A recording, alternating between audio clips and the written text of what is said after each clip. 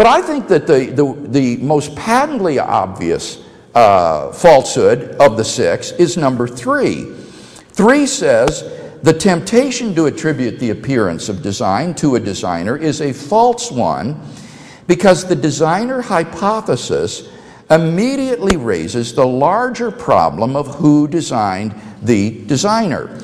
Now, Dawkins' claim here is that we're not justified in inferring design as the best explanation for the appearance of design in the universe because a new problem immediately arises, namely, who designed the designer? If you say there's a cosmic designer to explain the complex order in the universe, then a new question arises, who designed the designer? And he takes that to mean that therefore the hypothesis of a cosmic designer is not a good hypothesis, that this is a bad or false hypothesis. Well, it seems to me that this rejoinder is flawed on at least 2 counts. Number 1, in order to recognize that an explanation is the best, you don't have to have an explanation of the explanation. In order to recognize that an explanation is the best, you don't have to be able to explain the explanation. Folks, this is an elementary point in the philosophy of science. For example, if archaeologists were digging in the earth and they came across objects that were shaped like arrowheads and pottery shards and tomahawks and so forth, can you imagine one of the archaeologists saying, "Egad, Jones, look how the processes of metamorphosis and sedimentation have formed these uncanny objects"? Well, of course not. They would immediately recognize that these are artifacts, the products of intelligent design of some unknown people group in the past.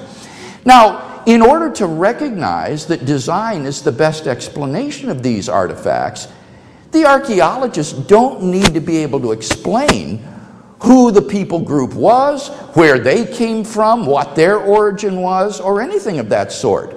They may have no explanation of this unknown people group who produced the artifacts, and yet it's clear that these artifacts are best explained not by metamorphosis and sedimentation, but by intelligent design. Or again, suppose astronauts were to find on the backside of the moon a pile of machinery there that had not been left by American or Russian cosmonauts. What would be the best explanation for that machinery? Well, clearly it would be some sort of extraterrestrial intelligence that had left the machinery there. And you don't have to have an explanation of who these extraterrestrials were or came from or how they got there or anything of that sort in order to recognize that the best explanation of this machinery is intelligent design. In order to recognize an explanation as the best, you don't have to have an explanation of the explanation. In fact, when you think about it, requiring that would immediately lead to an infinite regress of explanations.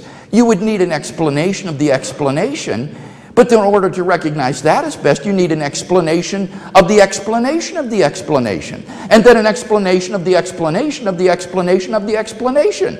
And so that nothing could ever be explained, because it would lead to an infinite regress of explanations.